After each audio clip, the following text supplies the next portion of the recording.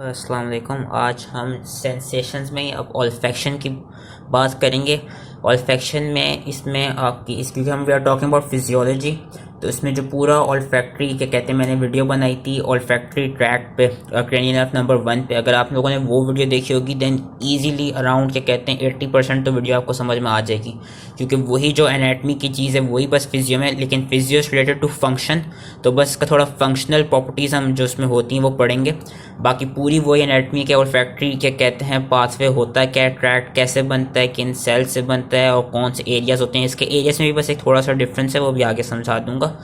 तो ऑल्फैक्ट्री का हमको पता है कि जो ऑल्फैक्ट्री सेल्स होते हैं, मैं थोड़ी ही समझा देता हूँ। ऑल्फैक्ट्री सेल्स भी no they are bipolar cells, और उनके मैंने बताया था कि coarse peripheral fine central processes होते हैं, कोर्स पेरिफेरल और क्या कहते हैं, और ये कि इनके आगे जो रिसेप्टर पार्ट होते हैं वो ऑल्फैक्ट्री हेयर्स होते हैं, ऑल्फैक्ट्री सीलिया होते हैं, जो कि क्या कहते हैं आपका जो ऑल्फैक्ट्री म्यूकस ऑल्फैक्ट्री मेम्ब्रेन जो होती है विच इज़ लाइंग क्या कहते हैं सुपीरियर कॉन्का के ऊपर वाली साइड पे, सुपीरियर कैविटी वाली साइड पे वहाँ पे लाई कर रही होती है ऑल्फैक्ट्री मेम्ब्रेन। ऑल्फैक्ट्री मेम्ब्रेन में ऑल्फैक्ट्री हेयर्स निकल रहे होते हैं। हेयर्स बेसिकली ये सीलिया ही होते हैं, जो मैंने कहा था नाक के बाल। और ये यही है कि ये आपके मेन रिसेप्टर पार्ट हैं जो आपके उसको डिटेक्ट करेंगे। मैंने कहा था कि एयर में जो भी ऑर्डर्स होगी उसके थ्रू वो स्टिमुलेट होंगे, एंड देन स्टिमुलेट होने के बाद वो आगे जाकर ऑल्फैक्ट्री बल्ब में माइट्रल और क्या कहते हैं ग्रैनुलर सेल्स के साथ, सॉरी टफ्टेड सेल्स के साथ वो साइनेप्टिक ग्लोमेरुलाई बनाएंगे, ऑल्फैक्ट्री ट्रैक्ट में चले जाएंगे। अब वो जो ऑर्डर्स आएंगी वो इनको स्टिमुलेट कैसे करेंगी वो हम अब इस फिजियोलॉजी में पढ़ते हैं।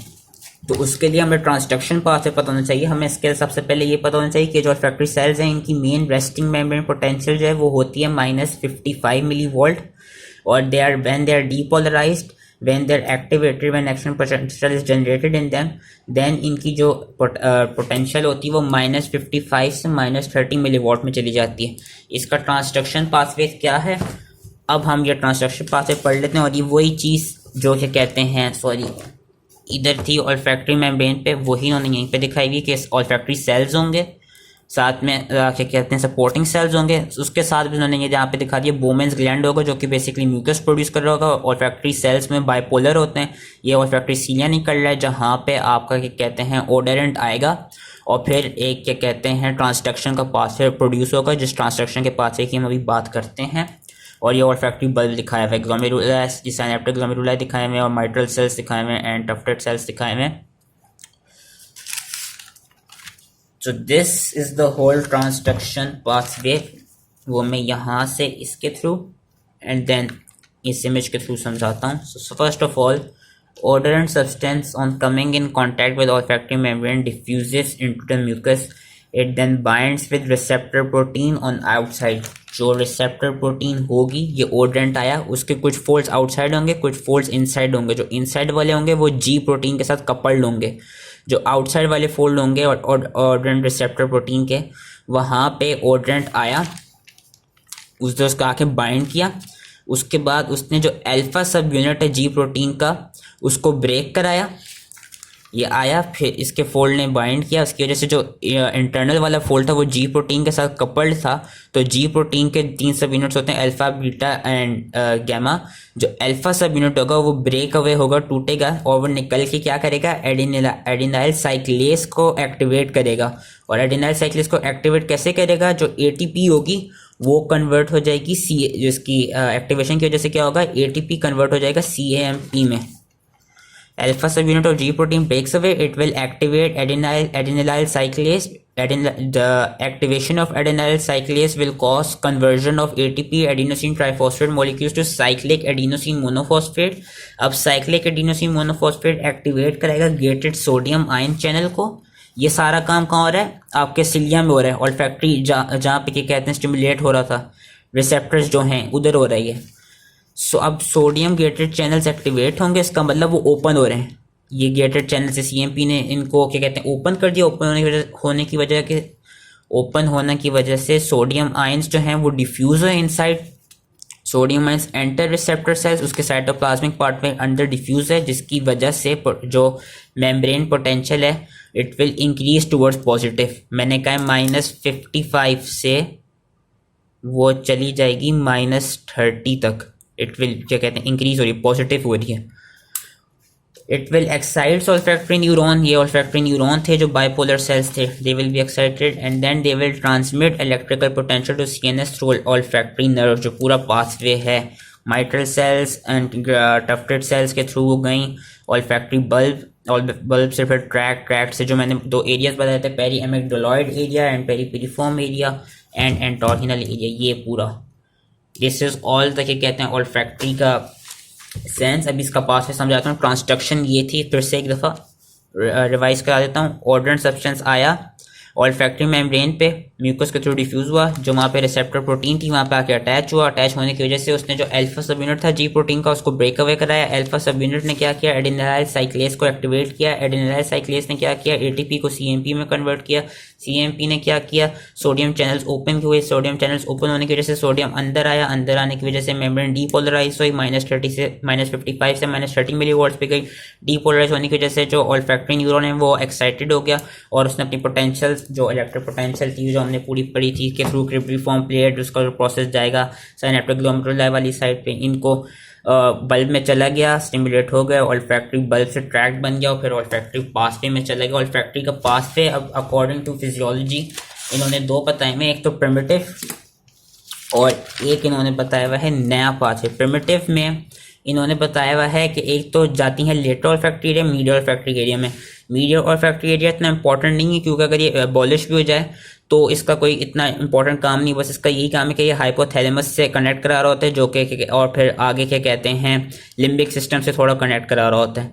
मेन लेटर ऑल्फैक्टरी एरिया का काम है। जो लेटर ऑल्फैक्टरी एरिया था which is basically this area, peri amygdaloid and peripiriform area.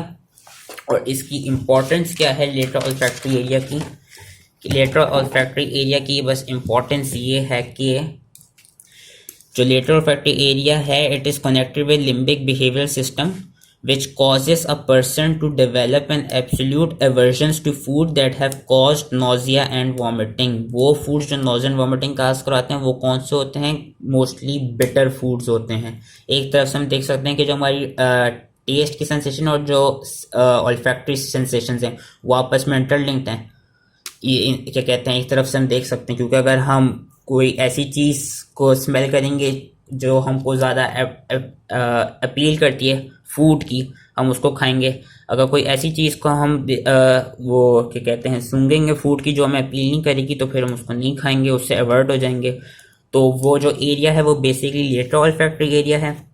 जो एक नया पाथवे आया है, नया पाथवे ये आया कि ये ऑल्फैक्टरी एरिया नहीं, ये फिर आगे जाती हैं थैलेमस के थ्रू डॉर्सोमीडियल न्यूक्लियस पे और फिर ऑर्बिट और फ्रंटल कॉर्टेक्स में चली जाती हैं।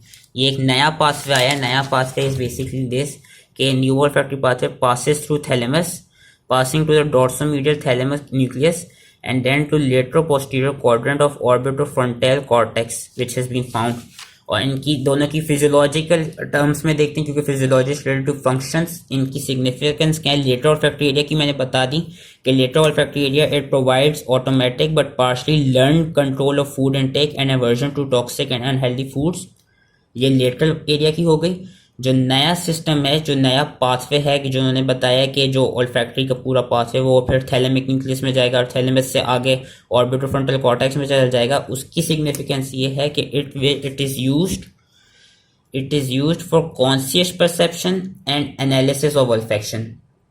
ये ऑल्फैक्टरी पाथवे थे और देन ये इनकी रिलेटेड इंपॉर्टेंस थी। और एक और इसमें बात, जिस तरह हमने क्या कहते हैं टेस्ट की वीडियो में पिछले पढ़ा था कि there are 5 primary taste sensations, sweet salty sour bitter umami, उसी तरह जो आपकी स्मेल है, अब स्मेल का मसला ये कि देयर आर 100 बहुत सी टाइप्स ऑफ इसकी प्राइमरी सेंसेशंस हैं। इसकी कोई वो एक जनरल क्लासिफिकेशन नहीं है, बस ये थोड़ी सी इन कंपाउंड्स पे इन्होंने की है, इन टाइप्स पे क्लासीफाई किया गया है। ये 7 डिफरेंट टाइप्स हैं। वैसे इसकी ये ट्रू क्लासिफिकेशन नहीं है, इसके अलावा भी और बहुत सारे क्या कहते हैं स्मेल के वो क्या कहते हैं कंपोनेंट्स होते हैं, स्मेल की सेंसेस होती हैं which we still can't identify. तो जो प्राइमरी कुछ सेंसेशन ऑफ स्मेल जब तक आइडेंटिफाई जब तक यूज होती हैं, जो क्लासिफिकेशन हुई है उसमें आ जाती है आपकी camphoraceous, musky, floral, pepperminty, ethereal, pungent and प्यूट्रिड।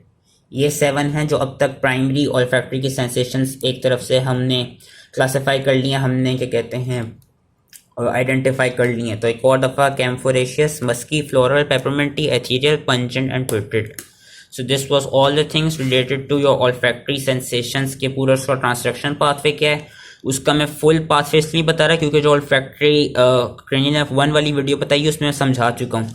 बस मेन जो फिजियोलॉजिकल चीज़ थी वो जो ट्रांसक्रिप्शन पाथवे वो उसमें मैंने समझा दिया, और जो उसके प्राइमरी ऑल्फैक्टरी एरियाज हैं वो ये 7 हैं। So that was all it. I hope समझ में आ गई हो। Thank you.